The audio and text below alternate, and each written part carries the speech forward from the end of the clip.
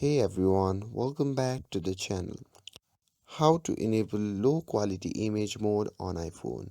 So if you're looking to save some mobile data and speed up your browsing experience, today's video is for you. We're going to show you how to enable low quality image mode on your iPhone.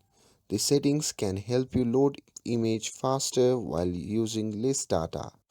So now without further ado, let's get started.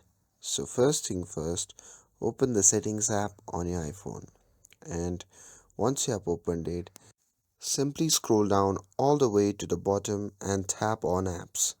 Now here in this section, simply scroll down and tap on messages. And once you tap on that, and now here in this section, if you scroll down a bit, you can see the option labeled as low quality image mode. So simply tap on it to toggle on that option. And now once you have toggled this on, the images will be sent with a lower quality. And that's it. That's how you can enable low quality image mode on iPhone. Hope this helped you out. If it did, then hit the like button and subscribe for more tech tips. Thanks for watching, and I'll see you in the next one.